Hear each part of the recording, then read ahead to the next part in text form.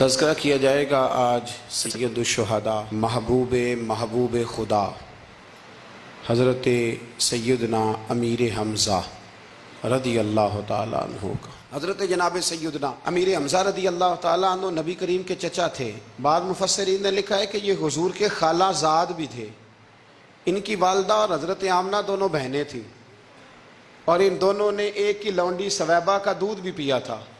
رضائی بھائی بھی تھے، کچھ نے لکھا ہے 4 سال بڑے تھے، کچھ نے لکھا ہے 2 سال بڑے تھے، کچھ نے لکھا صرف 6 مہینے عمر زیادہ تھی نبی پاک، صرف 6 مہینے۔ حضرت امیر حمزہ رضی اللہ تعالیٰ عنہ بڑے بہادر تھے، بڑے نڈر تھے، بڑے بے باک تھے، بڑے جفا کش تھے، بڑے مجاہد تھے، بڑے بے باک تھے، جری تھے، ہمت والے تھے، فیصلہ کرنے کی طاقت رکھتے تھے۔ میرے نبی رحمت علیہ السلام کے بڑے محبوب تھے حضرت امیر حمزہ، پر اپنی باتوں کے کھرے، وعدوں کے پکے، سٹینڈ لینے کا مزاج رکھنے والے حضرت امیر حمزہ فرماتے ہیں ابھی کلمہ نہیں پڑھتے تھے۔ کہتے ہیں میں شکار کے لیے گیا تھا، واپس آیا تو واقعہ یہ ہوا کہ نبی کریم علیہ السلام نہ کوہ صفا کی پہاڑی کی طرف جا رہے تھے تو رستے میں ابو جہل آ گیا۔ اس نے حضور کو نہ برا بھلا کہا۔ میرے نبی کریم علیہ السلام نے نا آج اس کے جواب میں خاموشی اختیار کی۔ خاموشی بہت بڑا طوفان ہوتی ہے، چپ رہنا بہت بڑا طوفان ہوتا ہے۔ حضور خاموش ہو گئے، مکمل کوئی بات نہیں۔ حضور دیر تک خاموش رہے۔ نبی کریم علیہ السلام جب خاموش رہے تو سر پٹایا، اور اس کے ہاتھ میں ڈنڈا تھا، حضور کے سر اقدس پر دے مارا۔ حضور کچھ نہیں بولے، خاموش رہے، سر پہ ہاتھ رکھا، گھر تشریف لے گئے۔ وہ لونڈی دیکھ رہی تھی، نبی کریم علیہ السلام تشریف لائے حضرت ختیجہ کے گھر۔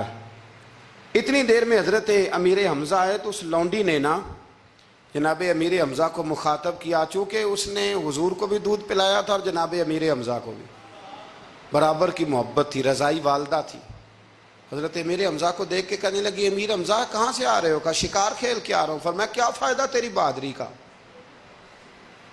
کیا مطلب ہے تیرے اس سارے کارنامے کا، کہا ہوا کیا؟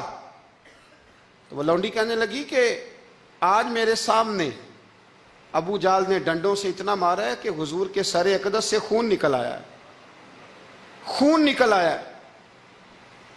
مجھے پتہ ہے ابو جہل یہ ظلم اس لیے کرتا ہے کہ محمد ابن عبداللہ کے والد موجود نہیں۔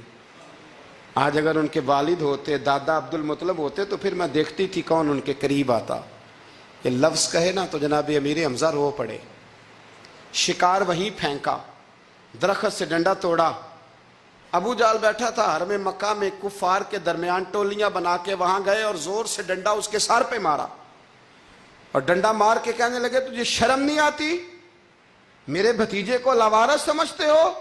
جرت ہے تو ذرا آنکھ اٹھا کے ایک دفعہ دیکھو، میں تمہاری آنکھ نہ نکال دوں تو کرو ہمت، اگر طاقت ہے تو بولو۔ اللہ اکبر۔ جب یہ لفظ کہے، جب یہ بات کری تو ابو جال کانپنے لگا۔ کچھ لوگوں نے چاہا حضرت امیر حمزہ کے معاملے میں مداخلت کرنی، پر کہنے لگا چپ کر جو، تمہیں پتہ نہیں یہ شیر بڑا ہے، یہ دلیر ہے، یہ طاقتور ہے، خبردار کوئی بات نہ کرنا۔ اللہ اکبر۔ حضرت امیر حمزہ وہاں سے نہ نکل کے تو سیدہ ختیجہ کے گھر آئے۔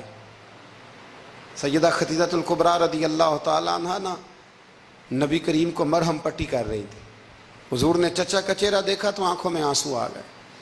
حضرت امیر حمزہ بھی روئے اور کہنے لگے بھتیجے خوش ہو جا، میں اس کا سر پھوڑ آیا ہوں۔ اتنی زور سے مارا ہے کہ اس کو ہمت نہیں ہوئی بات کرنے کی۔